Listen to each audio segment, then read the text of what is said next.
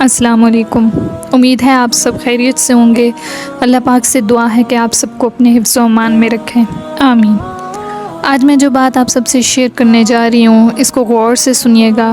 میرے وہ بہن بھائی جو عمرہ پر جانے کا ارادہ رکھتے ہیں یا عمرہ پر جانے کی تیاریاں کر رہے ہیں، پہلے تو ان سب کو بہت مبارک ہو یہ سفر۔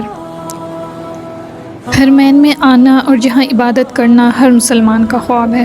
اللہ اپنی رحمت سے لاکھوں لوگوں کو اس کے لیے قبول فرماتے ہیں، لیکن ایک چیز انتہائی افسردہ کر دیتی ہے کہ ہم سب دنیا کے سب معاملات میں تیز ترار ہیں، لیکن دین کے مسائل پر ہم کم علم بن جاتے ہیں۔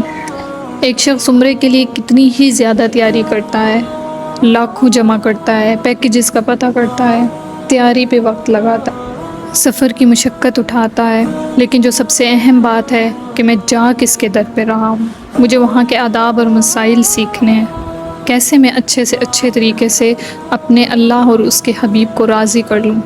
اس چیز کو سیکھنے میں وہ 1 گھنٹہ کسی مستند عالم کے پاس نہیں بیٹھتا کہ وہاں جا کر ہی دیکھ لیں گے۔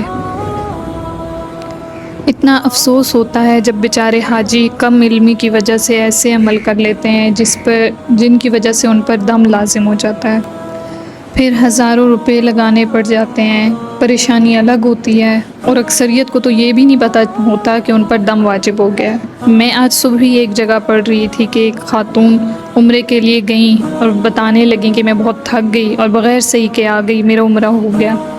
خدا را علم سیکھنے کو فرض سمجھیں اور دین کا ہر عمل سیکھ کر کریں، کہیں ہم نقصان کر کے اللہ کی رحمت سے محروم نہ ہو جائیں۔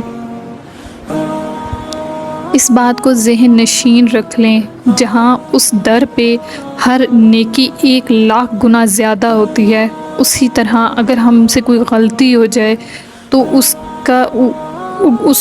گناہ بھی 1,00,000 گناہوں کے جتنا ملتا ہے۔ میں اپنی پہلے والی ویڈیوز میں بھی یہ بات واضح طور پہ بتا چکی ہوں کہ پلیز پلیز پلیز یہ علم سیکھ کر جائیں۔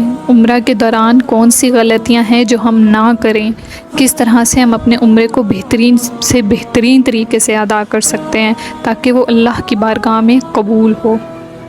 انشاءاللہ اپنی نیکسٹ ویڈیو میں کچھ غلطیوں کو پوائنٹ آؤٹ کروں گی۔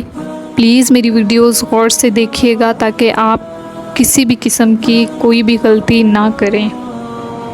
اس لیے میرے چینل کو لائک اور سبسکرائب کرنا نہ بھولیے گا۔ مجھے اور میرے ماں باپ کو اپنی دعاؤں میں یاد رکھیے گا۔ جزاک اللہ۔